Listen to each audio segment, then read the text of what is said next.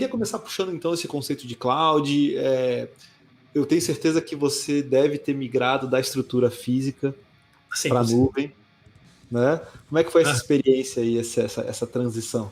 Foi lá em 2008, 2009, assim que eu conheci a Amazon, né? Porque eu tinha esse problema que eu comentei antes de chegar nos clientes, ter que levar um servidor e tal para instalar as coisas, ou ter que mandar, na melhor das hipóteses, você tinha que levar um DVD com uma imagem do teu sistema para eles instalarem lá no VMware dele. Já levei muito DVD já levei. Né? Então, na melhor das hipóteses, até o ano 2010, era assim que a gente conseguia fazer as coisas em clientes. Tá? Eu sou um early adopter de um monte de tecnologia. Sabe? Eu estava, sei lá, em 2018, eu já estava programando Flutter, sabe? Esse tipo de coisa, né? 2012 eu já tinha trocado o Laravel por... Nem Laravel eu não usava, eu usava o Wii Framework e o Symfony para Node. Sabe? Então eu sou muito early adopter nessas questões, e eu comecei a usar cloud nos nossos serviços. Na época eu trabalhava numa empresa, né? E a nossa empresa tinha tudo já em cloud, por eu entender que esse negócio de ficar subindo o server, contratando, tendo lá um rack, uma sala refrigerada, ter uma rede assim, sabe? Era um desperdício de dinheiro e de tempo, sendo que a gente podia fazer muito mais barato num ambiente distribuído, ambiente de nuvem, né? Então, eu pessoalmente migrei por volta de 2009, 2010, por sentir na carne a dificuldade que era entregar produtos, entregar resultado com os servidores on-premise, entendeu? E ali começou. Eu sou um usuário fiel da AWS desde então, admito, apesar de usar muita coisa do Google Cloud, porque, né, eu uso o G Suite, né? Bem ou mal, é um SaaS do Google Cloud.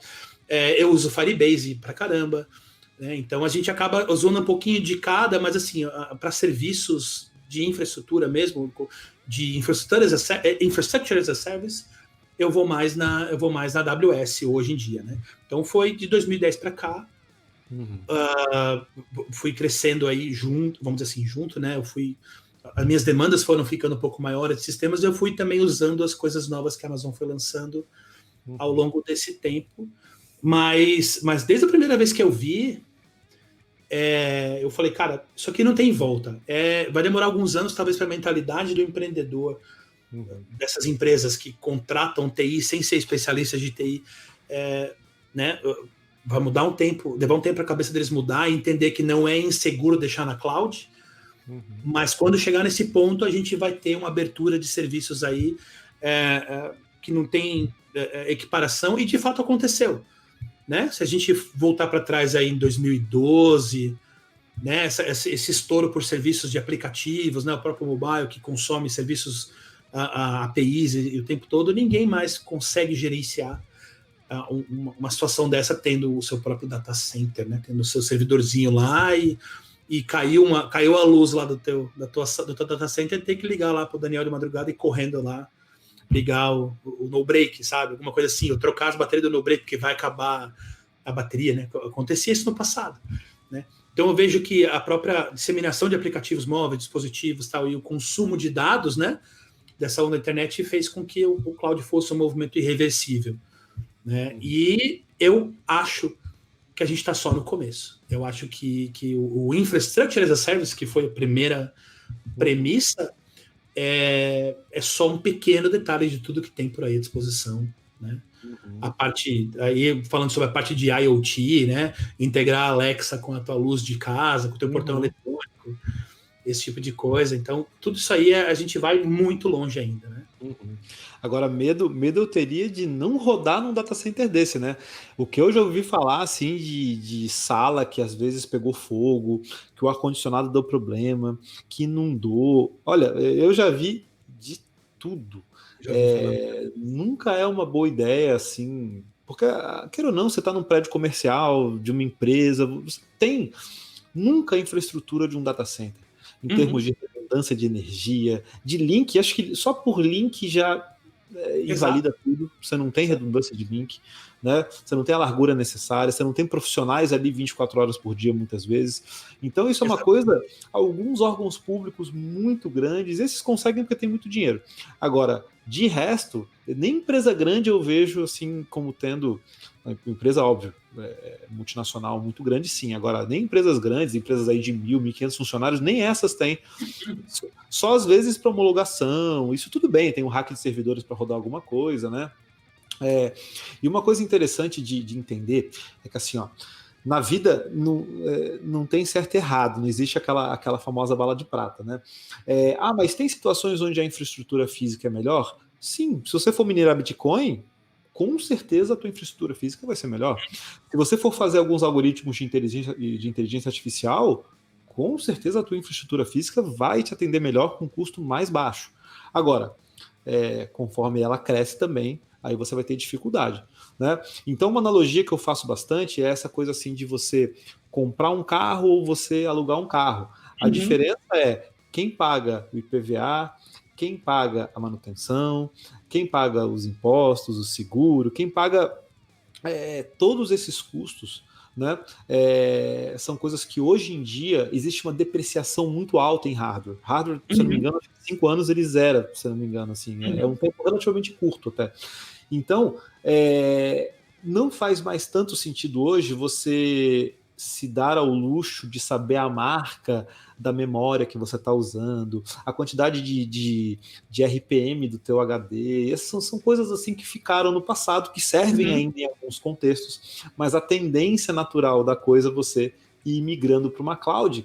E nisso a gente tem aquela famosa pirâmide, né? Onde eu tenho IaaS, PaaS e FaaS. Nem vou citar SaaS, que está lá em cima, né? Mas esses 3 principais, né? Que é o Infrastructure as a Service, Platforms as a Service, Functions as a Service.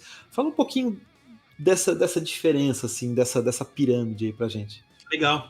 Hoje em dia tem mais termos, né? Que encaixam. Tem o CaaS, né? Que é o Container as a Service. Containers as a Service, exatamente.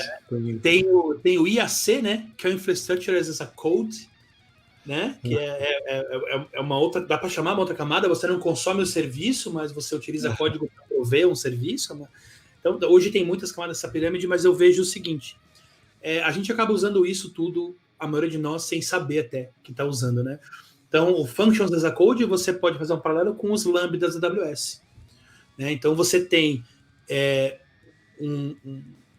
um ponto de entrada onde você insere uma função sem se preocupar como essa função vai ser rodada, né? Então, esse é o Functions as a Service. E lá dentro da AWS, enfim, né? O Google deve ter um serviço relacionado ao Lambda. Eu, de fato, não conheço muito a estrutura do Google Cloud, mas...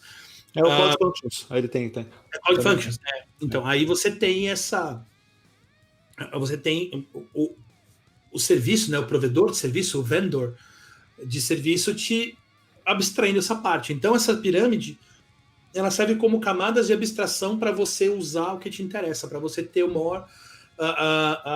não vou nem dizer economia de dinheiro, não só. Aliás, Lambda é uma coisa que é quase de graça, né? É fantástico, porque você usa um pedacinho de um processador, você nem aloca uma EC2 lá para isso, uma máquina. Então, mas além de você economizar o custo, você economiza recurso também, você economiza teu tempo, né? Então eu vejo essa pirâmide como você tendo diferentes camadas de abstração que você vai usar, né?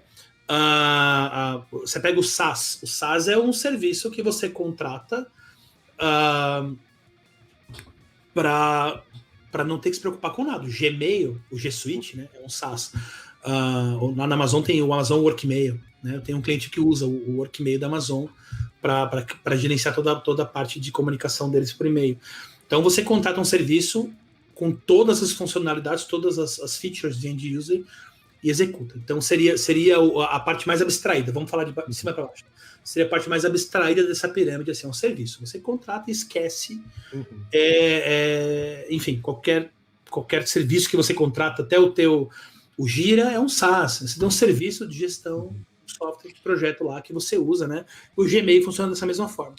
Mas em termos de DevOps, o Gmail aqui seria ideal, né? Porque senão a gente teria que fazer como ano passado, abrir um servidor, configurar o servidor de e-mail lá, POP, SMTP, fazer tudo, DNS, arrumar toda essa e você ter o seu serviço de e-mail rodando 100% do tempo.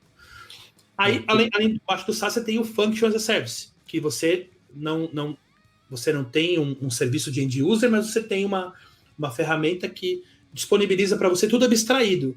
Se você escrever um código Python, ele vai rodar essa função no ambiente Python. Se você escrever um código JavaScript, ele vai rodar no ambiente Node e vai te entregar o resultado, né? E você vai descendo. Aí você tem o Platform as a Service, né? Então, no Platform as a Service, você tem banco de dados, você tem ainda um serviço que você consome sem necessário... Não é nem um serviço, é uma plataforma que você consome como um serviço. Você contrata lá um espaço, você contrata uma tabelinha com tuplas no DynamoDB, você contrata o Beanstalk lá para fazer o cluster de servidores. Você só joga o teu deploy e ele resolve para você. A plataforma está sendo provida por demanda, né? E aí você tem para baixo disso o Container as a Service e o Infrastructure as a Service. O Container vai te dar um serviço de Docker que você instala o seu Docker ali. Essa camadinha um pouquinho mais para cima, que você ainda tem que gerenciar lá o seu Docker. Você ainda tem que ter uma noção de como é que aquele cara funciona, muitas vezes. Mas você consegue jogar lá o container e fazer a tua aplicação rodar infinitamente. E lá um pouquinho mais embaixo é o Infrastructure as a Service, que é justamente você terceiriza o teu gurizão do sysadmin lá, em vez de falar assim, peraí, cara, sobe um server para mim aí na Linux, você vai lá, aperta um botão e você tem um servidor de Linux à disposição para você usar. Então ele vai abrindo, né, e aprofundando nesse escopo. Eu não me vejo usando nada abaixo do Infrastructure as a Service hoje. Para mim não faz sentido. Eu vejo muito essa pirâmide. Sempre que eu penso nela, eu penso assim, ó, quanto mais para baixo você tá, mais controle você tem.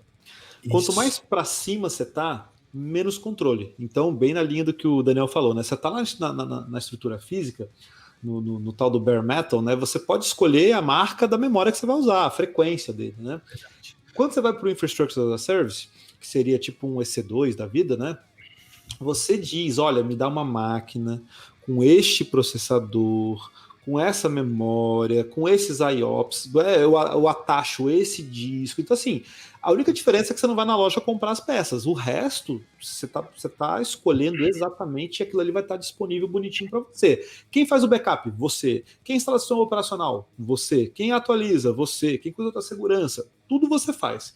Então, a tendência hoje, por exemplo, uma startup, é não usar, porque vai dar trabalho. Você vai ter que ter alguém bem especialista para mexer.